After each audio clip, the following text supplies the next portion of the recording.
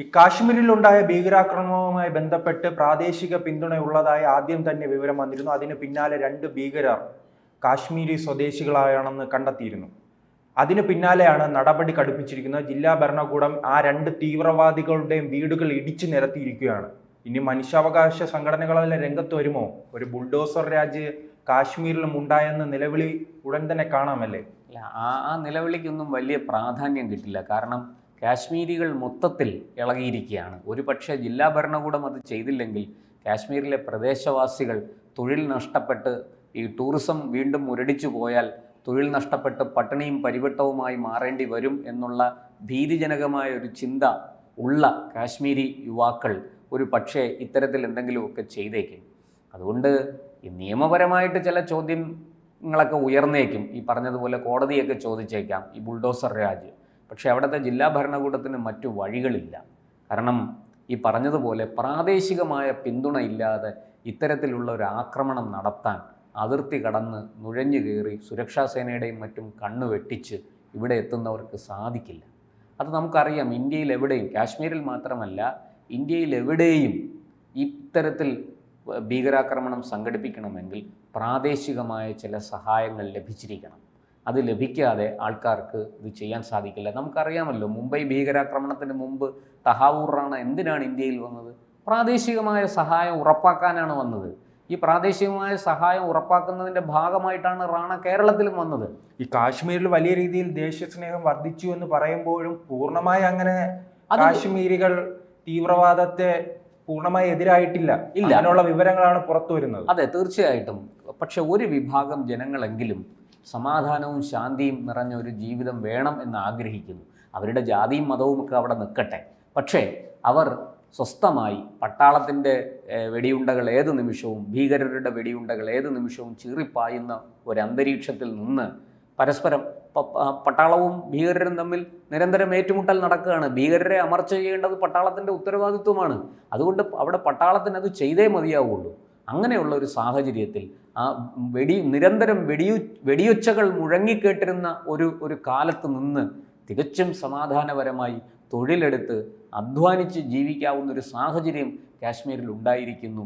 അത് വലിയ തോതിൽ ഈ പറഞ്ഞതുപോലെ വിനോദസഞ്ചാരികളുടെ വരവ് വലിയ തോതിൽ കാശ്മീരിനെ സാമ്പത്തികമായി വളരാൻ അനുവദിക്കുന്നു എന്നുള്ളതാണ് നമ്മൾ കാണേണ്ട ഒരു കാര്യം.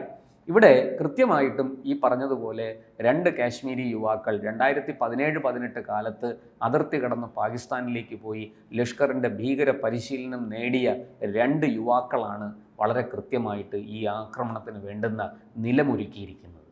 അവർ അതിർത്തി കടന്ന് നുഴഞ്ഞു കയറിയ 3 ഭീകരർക്ക് വെള്ളവും വളവും നൽകി, എല്ലാ സഹായവും നൽകി അവരെ കൊണ്ട് ഈ ആക്രമണം നടത്തിക്കാൻ ഈ 2 യുവാക്കളും മുന്നിട്ട് നിന്നു എന്നുള്ളതാണ് അന്വേഷണ സംഘം പുറത്തുവിടുന്ന വിവരം. അതിൻ്റെ അടിസ്ഥാനത്തിലാണ് ജില്ലാ ഭരണകൂടം അവിടെ ഇത്തരത്തിലൊരു നടപടിയിലേക്ക് പോയത്. അതിൻ്റെ ശരിതെറ്റുകളിലേക്കൊന്നും ഞാനിപ്പോൾ കടക്കുന്നില്ല. പക്ഷേ ആ രോഷം ജില്ലാ ഭരണകൂടത്തിൻ്റേത് ഉൾപ്പെടെയുള്ള ഇതിൽ നിന്ന് മനസ്സിലാക്കുന്ന കാര്യം, രാജ്യത്തിന് പുറത്തുള്ള ഭീകരവാദികളെയും അകത്തുള്ള ഭീകരവാദികളെയും അവരെ പിന്തുണയ്ക്കുന്നവരെയും കൃത്യമായി തന്നെ ഇന്ത്യയുടെ സർക്കാർ വേട്ടയാടും. തീർച്ചയായിട്ടും, ഒരു സംശയവുമില്ല. ഇന്ത്യയിലെ ഭരണകൂടം ഇവരോട് ഒരു കാലത്തും ക്ഷമിക്കാൻ പോകുന്നില്ല എന്നുള്ള സന്ദേശമാണ് ഇതിലൂടെ നൽകിയിരിക്കുന്നത്. നമ്മുടെ അറിവനുസരിച്ചാണെങ്കിൽ ആദിൽ ഹുസൈൻ തോക്കർ, ഇയാളൊരു അധ്യാപകനായിരുന്നു. PG കഴിഞ്ഞ ആളാണ്, ബിരുദാനന്തര ബിരുദം നേടിയ ആളാണ്. ഇയാൾ ഈ പറഞ്ഞതുപോലെ അധ്യാപക വൃത്തിയൊക്കെ ഉപേക്ഷിച്ച്, അയാൾക്ക് കുടുംബവും മാതാപിതാക്കളും സഹോദരന്മാരും ഒക്കെ ഉണ്ട്, അവരെല്ലാം ഉപേക്ഷിച്ചാണ് അയാൾ ഈ ലഷ്കറിൻ്റെ ഭീകര ക്യാമ്പിലേക്ക് പോയത്. അതുപോലെ തന്നെ രണ്ടാമൻ ആസിഫ് ഷെയ്ഖ് ഫൗജി, ഇയാളും ഈ പറയുന്നത് പോലെ മൂസ എന്നാണ് ഇയാൾ അറിയപ്പെടുന്നത്.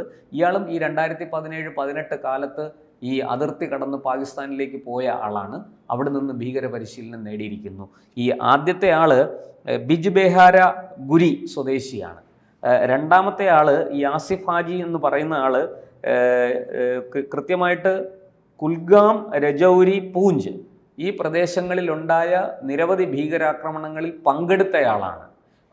ഈ പറയുന്ന 2 പേരും വളരെ കൃത്യമായിട്ട് ഇന്ത്യക്കെതിരായ, ഇന്ത്യയുടെ പരമാധികാരത്തിനെതിരായ യുദ്ധത്തിന് ഏർപ്പെട്ടവരാണ് എന്ന കാര്യം വളരെ കൃത്യമായിട്ട് ഇപ്പോൾ തെളിഞ്ഞിരിക്കുകയാണ്. എന്തായാലും ഈ 2 പേർക്കെതിരെയും രണ്ടുപേരെ അറസ്റ്റിലായോ ഇല്ലയോ എന്ന് നമുക്കിപ്പോഴും വിവരങ്ങൾ ലഭിച്ചിട്ടില്ല. ഒരു പക്ഷേ ഇവരെ അറസ്റ്റിലായിട്ടുണ്ടാകാം, വിവരങ്ങൾ പുറത്തു വിടാത്തതായിരിക്കാം സൈന്യം. പക്ഷേ ഈ പറഞ്ഞതുപോലെ അവർക്കെതിരെ കൃത്യമായ നടപടി, അവരുടെ ബന്ധുക്കൾ, ഈ പറയുന്ന സഹോദരന്മാരും അച്ഛനും ഒക്കെ നിരപരാധികളായിരിക്കാം. പക്ഷേ അവർ ഈ 2 പേർ ചെയ്ത ഈ ഏറ്റവും നിഷ്ഠൂരവും നിന്ദ്യവും നീചവുമായ ഈ കർമ്മത്തിൻ്റെ ഫലം അവർ കൂടി അനുഭവിക്കേണ്ടി വന്നിരിക്കുന്നു എന്നുള്ളതാണ്. എന്തായാലും ഒരു കാര്യം തീർച്ചയാണ്, ഇന്ത്യൻ ഭരണകൂടം ഈ ഭീകരതയോട് ഇനിയൊരു സന്ധി ചെയ്യില്ല എന്നുള്ള കാര്യം വ്യക്തമാണ്. നാം പ്രത്യേകിച്ച് ഉത്തർപ്രദേശിലടക്കം ഗുജറാത്തിലടക്കം കണ്ടിട്ടുണ്ട്. ബുൾഡോസർ രാജ്യം ഉൾപ്പെടെയുള്ള ജിഹാദികളെ അമർച്ച ചെയ്യാനുള്ള കൃത്യമായ നിലപാടിലൂടെ ആയിരുന്നു അവിടുത്തെ സർക്കാരുകൾ മുന്നോട്ട് പോയത്. അത് ഒരു പരിധിവരെ വിജയം കണ്ടിരുന്നു. അതുകൊണ്ടാണല്ലോ സമാധാനം നിലനിൽക്കുന്നത്. മുൻപ് എല്ലാ കാലത്തും നിരന്തരം കലാപങ്ങൾ ഉണ്ടായിരുന്ന സ്ഥലങ്ങളിൽ ഇപ്പോൾ കലാപങ്ങളില്ല. അങ്ങനെ അവർ കലാപത്തിനുള്ള ശ്രമം നടത്തിയാൽ തന്നെ ഇതിന് സമാനമായി തന്നെ അവർക്ക് വീട്ടിലേക്ക് തിരിച്ച് പോകാൻ കഴിയില്ല. അവിടെ വീടുണ്ടെങ്കിലേ തിരിച്ചു പോകാൻ കഴിയും. അപ്പോൾ അത്തരം ഒരു മോഡൽ കാശ്മീരിലും നടപ്പിലാക്കേണ്ട ആവശ്യകത ഇപ്പോൾ വർദ്ധിച്ചിരിക്കുകയാണ്. അങ്ങനെയാണ് നമ്മൾ മനസ്സിലാക്കുന്നത്. എന്തായാലും ഇപ്പോൾ ശ്രീജിത്ത് പറഞ്ഞതുപോലെ ഈ ഉത്തർപ്രദേശിലും ഗുജറാത്തിലും ഒക്കെ മറ്റു ചില കാര്യങ്ങളും കൂടെ നടന്നിരുന്നു. എൻകൗണ്ടർ കൂടെ നടന്നിരുന്നു. പോലീസിനെ ആക്രമിക്കുന്നവരെ ആ സ്പോട്ടിൽ തന്നെ തിരിച്ചാക്രമിക്കുകയും അവരുടെ കാലുകളിലേക്കും മറ്റും നിറയൊഴിക്കുകയും ഒക്കെ ചെയ്തിരുന്ന പോലീസ് അവരുടെ വെടിയേറ്റ് മരിക്കും എന്നുള്ളതാണ്. നമ്മുടെ ക്രമസമാധാന നില സമ്പൂർണ്ണമായിട്ടും മാത്രമല്ല, ഇപ്പോൾ ഒരു കലാപം ഉണ്ടാകുമ്പോൾ നമുക്കറിയാം ഡൽഹിയിലെ സാധാരണക്കാരായ 40 പേരാണ് മരിച്ചു വീഴുന്നത്. ഡൽഹി കലാപത്തിൽ 53-54 പേരാണ് മരിച്ചത്. അതിൽ പലരും ഈ കലാപം ഉണ്ടാക്കിയവർ മരണപ്പെട്ടിട്ടുണ്ടല്ലോ.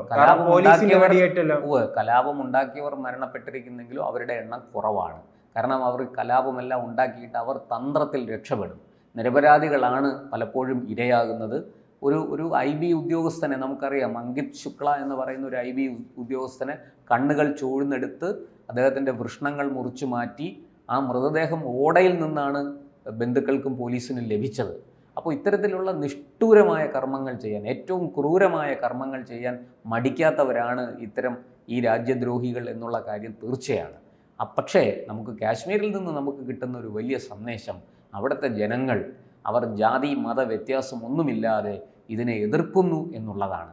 കാരണം ഞാൻ നേരത്തെ പറഞ്ഞതുപോലെ അവർക്ക് ജീവിക്കാൻ ആവശ്യമായ മെച്ചപ്പെട്ട വരുമാനം, നല്ല അന്തരീക്ഷം, സമാധാനം, ശാന്തി ഒക്കെ കാശ്മീരിൽ ഉണ്ടായി വന്നിരിക്കുകയാണ്. അതിനെ ഇല്ലാതാക്കാൻ ശ്രമിക്കുന്ന ഏത് ശക്തികളെയും അവർ എന്ത് വില കൊടുത്തും എതിർക്കുമെന്ന് തീർച്ചയാണ്. അതാണ് കാശ്മീരിൽ ഇപ്പോൾ നമ്മൾ 2 ദിവസം കൊണ്ട് കണ്ടുകൊണ്ടിരിക്കുന്നത്. കാരണം ഒരു വർഷം അതോടൊപ്പം തന്നെ മറ്റൊരു കാര്യം, ഈ പ്രാദേശിക തലത്തിൽ വലിയ പിന്തുണ ഉണ്ട്. നാം എന്തെല്ലാം പറയുമ്പോഴും ജമ്മു കാശ്മീരിലെ ജനങ്ങൾ വലിയ രീതിയിൽ സമാധാനം ആഗ്രഹിക്കുന്നു, അവർ സമരം ചെയ്യുന്നു, ഇന്ത്യക്ക് പിന്തുണ നൽകുന്നു എന്ന് പറയുമ്പോഴും അവിടെ പ്രവർത്തിച്ചിട്ടുള്ളവർ പറയുന്നത്, അവിടുത്തെ സൈനിക ഉദ്യോഗസ്ഥർ പറയുന്നത് വലിയ രീതിയിൽ ഇക്കാലത്തും പിന്തുണ ലഭിക്കുന്നു. അങ്ങനെ അവരെ അമർച്ച ചെയ്യാൻ എങ്ങനെയായിരിക്കും ഇന്ത്യക്ക് സാധിക്കുക? അത് തീർച്ചയായിട്ടും രഹസ്യാന്വേഷണ വിഭാഗം അവരെക്കുറിച്ചുള്ള വിവരങ്ങൾ കണ്ടെത്തി കൊടുക്കുകയും അത് NIA പോലെയുള്ള ഏജൻസികൾ വളരെ കൃത്യമായിട്ട് ഇവരെ പിടികൂടുകയും കൃത്യമായി നിയമത്തിൻ്റെ മുന്നിൽ എത്തിച്ച് അവരെ വിചാരണ നടത്തി അവർക്ക് ശിക്ഷ ലഭിക്കേണ്ടവരാണെങ്കിൽ അവരെ കോടതികൾ ശിക്ഷിക്കുകയും അല്ലാത്തവരെ കൗൺസിലിങ്ങിലൂടെയും മറ്റും തിരികെ കൊണ്ടുവരികയും വേണം. നമ്മളത് ആസാമിലും മറ്റും കണ്ടതാണ്. ബോഡോ തീവ്രവാദികൾ ചൈന കൊണ്ടുപോയി പരിശീലിപ്പിച്ച ആയിരക്കണക്കിന് ചെറുപ്പക്കാരെയാണ് തിരിച്ചു കൊണ്ടുവന്ന് ആയുധം താഴെ വയ്പ്പിച്ച് ശരിയായ ഇന്ത്യൻ പൗരന്മാരാക്കി ഇന്ത്യൻ ഭരണത്തിനും അല്ലെങ്കിൽ ഇന്ത്യയുടെ പരമാധികാരത്തിനും വഴിപ്പെട്ട് ജീവിക്കുന്ന ഒരു യഥാർത്ഥ ഇന്ത്യൻ പൗരനാക്കി അവരെ പൗരന്മാരാക്കി മാറ്റുന്നതിൽ നമ്മൾ വിജയിച്ചു. അതുകൊണ്ടാണ് ആസാമിലെ ആ വിഘടനവാദം അമ്പേ വേരറ്റ് പോയത്. ഇപ്പോൾ നമ്മൾ അവിടെ നിന്ന് എന്തെങ്കിലും അത്തരത്തിലുള്ള ഒരു കഥ കേൾക്കുന്നുണ്ടോ, ഒരു വാർത്ത കേൾക്കുന്നുണ്ടോ? ഇല്ലല്ലോ. അതുപോലെ കാശ്മീരിലും അത് സാധിക്കും. പക്ഷേ ഈ പറഞ്ഞതുപോലെ പ്രാദേശികമായിട്ട് അവർക്ക് കിട്ടുന്ന പിന്തുണയുടെ വേരറുക്കണം.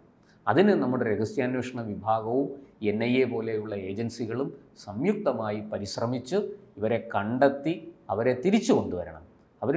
പലരെയും നമുക്ക് ജീവിതത്തിലേക്ക് തിരിച്ചു കൊണ്ടുവരാം. ഇപ്പോൾ അതിനുള്ളൊരു സാഹചര്യം അവിടെ ഉണ്ട്. തൊഴിലുണ്ട്, മെച്ചപ്പെട്ട ജീവിത സാഹചര്യങ്ങളുണ്ട്. അതുപോലെ തന്നെ അവിടെ ഒരു സമാധാനത്തിൻ്റെ, ശാന്തിയുടെ അന്തരീക്ഷം കാശ്മീരിൽ മടങ്ങി വന്നിരിക്കുകയാണ്. വെടിയൊച്ചകളില്ലാത്ത ഈ പറയുന്നത് പോലെ അന്തരീക്ഷം, വെടിയൊച്ചകൾ കൊണ്ട് മുഖരിതമായിരുന്ന ഒരു കാലമുണ്ടായിരുന്നു കാശ്മീരിൽ. നിരന്തരം കർഫ്യൂ ആയിരുന്നു അവിടെ ഏർപ്പെടുത്തിയിരുന്നത്.